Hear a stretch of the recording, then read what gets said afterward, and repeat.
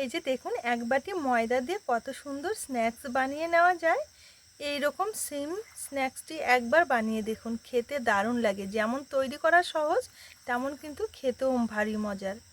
খুব সহজেই আপনারা বানিয়ে নিতে পারবেন। আর কতটা মুচমুচে হয়েছে দেখুন, প্রত্যেকটা কিন্তু দারুণ হয়েছে। একটা এয়ারটাইট জারের মধ্যে রেখে আপনারা যখন মন চাইবে তখনই কিন্তু এগুলো বের করে খেতে পারবেন। চা বা কফির সঙ্গে খেতে দারুণ হয়।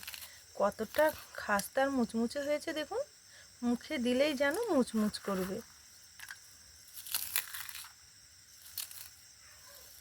আবার চাইলে বাচ্চাদের স্কুলে টিফিনেও দিতে পারবেন। খেতে দারুণ হয়, একবার বানিয়ে দেখুন। কথা দিচ্ছি আপনাদের অনেক বেশি পছন্দ হবে। নমস্কার বন্ধুরা, নতুন পর্ব দেখার জন্য আপনাদের সকলকে জানাই স্বাগত। কাজলি ভিলেজ ফুড রান্নাঘরে প্রতিদিনের মতো আজকে আবারও চলে এসেছি নতুন একটা রেসিপি নিয়ে। আজকে খুবই সহজভাবে ঘরে থাকা 2-3টি উপকরণ দিয়ে একটি স্ন্যাক্স বানিয়ে দেখাবো। আর এই স্ন্যাক্সটি একবার বানিয়ে দেখুন, গোটা মাস সংরক্ষণ করে আপনারা সকাল সন্ধ্যে চায়ের সাথে খেতে পারবেন, বা শুধু মুখে খেতেও কিন্তু দারুণ লাগে। আর তৈরি করা তো জলের মতো সহজ। তাহলে চলুন, রেসিপিটি আশা করছি আপনাদের কাছে অনেক সহজ মনে হবে। দেখে নেওয়া যাক আজকের রেসিপি। আমার চ্যানেলে নতুন বন্ধু হয়ে থাকলে সবার আগে চ্যানেলটি সাবস্ক্রাইব করে নেবেন, আর পাশে থাকা বেল আইকনটি অবশ্যই ক্লিক করবেন, যাতে সবার আগে নোটিফিকেশনগুলো আপনাদের কাছে পৌঁছে যায়। আর যে সকল বন্ধুরা ফেসবুক পেজ থেকে দেখছেন, পেজটাও অবশ্যই একবার ফলো করবেন।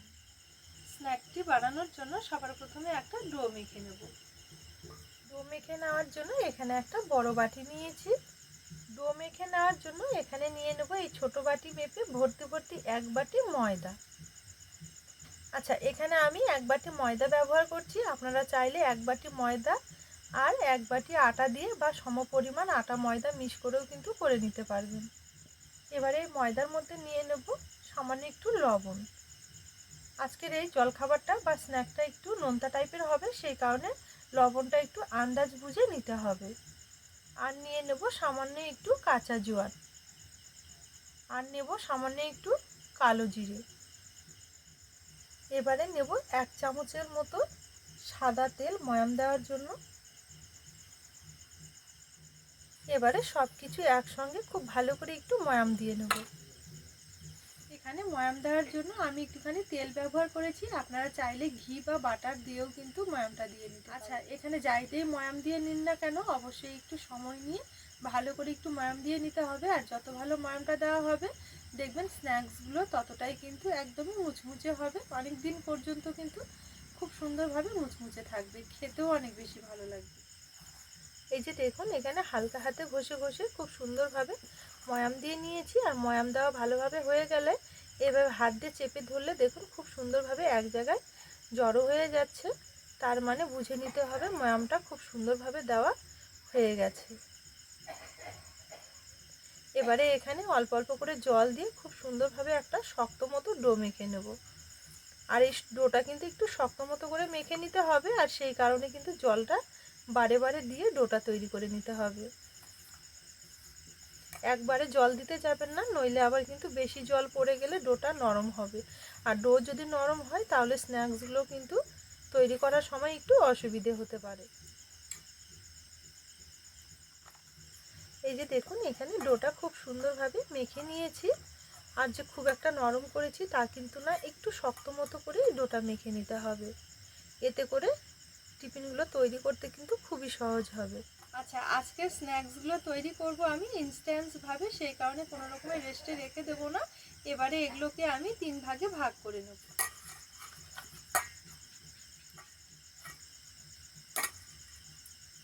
এখানে 3টি ভাগে ভাগ করে নিয়েছি। এবারে এক একটা ভাগ চাটুতে নিয়ে পাতলা করে একটু বেলে নেব। এবারে একটা লেচি চাটুর মধ্যে নিয়ে পাতলা করে একটু বেলে নেব। বেলে নেওয়ার সুবিধার ক্ষেত্রে শুকনো ময়দা এইভাবে একটু ছড়িয়ে নেব। এই যে দেখুন, এখানে বেশ পাতলা করে একটু পুরো চাটুর জুড়ে বেলে নিয়েছি।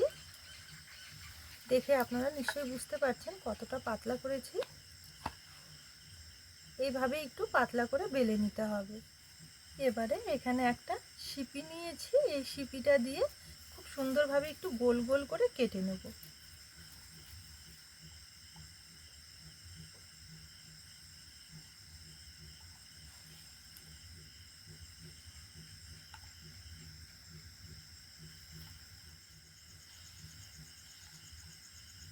এবারে এইভাবে একটু তুলে নেব। কেটে নেওয়ার পর বাকি অংশটা এইভাবে তুলে নিয়েছি। এটা আবারও হাত দিয়ে গোল করে পাতলা করে বেলে একইভাবে কেটে নেব। আচ্ছা, এখানে কেটে নেওয়ার জন্য এইরকম আমি প্লাস্টিকের একটা সিপি নিয়েছি। আপনারা চাইলেও কিন্তু ঠিক এইরকমই একটা সিপি দিয়ে কেটে নিতে পারবেন, তবে সিপিটা একটু বড় হোক বা ছোট হোক এইভাবে কেটে নিলেই হবে। এবারে এখানে একটা ছুরি নিয়েছি, এই ছুরিটা দিয়ে এই লেচিগুলো এবারে 4 ভাগে ভাগ করে নেব।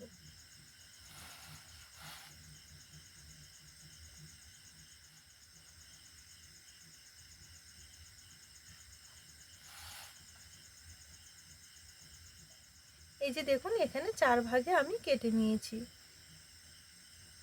যদি বোতলের সিপিটা বড় হয় তাহলে একটু বড় বড় হবে, আর ছোট হলে ঠিক এই রকমই ছোট হবে। এবারে এটা ধরে এইভাবে করে দেব।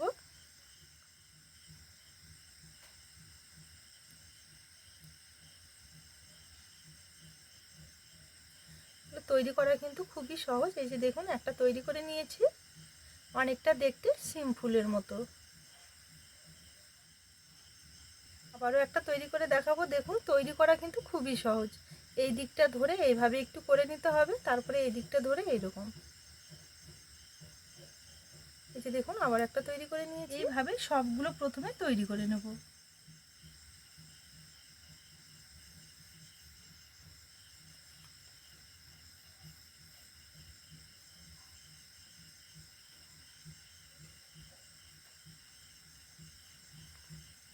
এই যে দেখুন, এখানে আমি ছোট করে কেটে নিয়েছি বলে এগুলোও কিন্তু ছোট ছোট করে তৈরি করে নিয়েছি।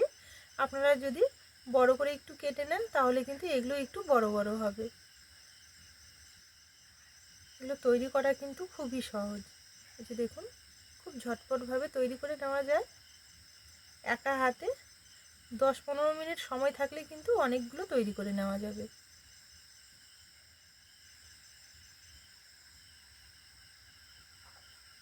দেখুন, এখানে সবগুলো খুব সুন্দরভাবে তৈরি করে নিয়েছি, আর বেশ অনেকগুলো হয়েছে। এবারে চলুন এগুলো ভেজে নেব। এবারে স্ন্যাক্সগুলো ভেজে নেব। তার জন্য উনুন জেলে একটা কড়াই বসিয়ে নিয়েছি। কড়াই নিয়ে নেব কিছুটা সাদা তেল। ভেজে নেওয়ার জন্য তেল এখানে একটু গরম করে নিয়েছি। এবারে ওগুলো ছেড়ে দেব, কিছুটা ছেড়ে দেব। এই যে দেখুন, এখানে কিছুটা পরিমাণে তেলের মধ্যে ছেড়ে দিয়েছি, আর কত সুন্দরভাবে তেল থেকে ভেসে উঠেছে দেখুন। হালকা যখন একটু ভাজা হবে তখনই কিন্তু তেল থেকে ভেসে উঠবে।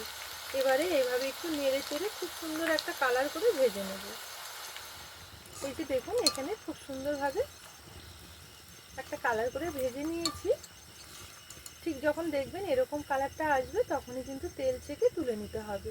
এর থেকে আর বেশি কালার করার দরকার নেই। একইভাবে বাকিগুলো ভেজে নেব।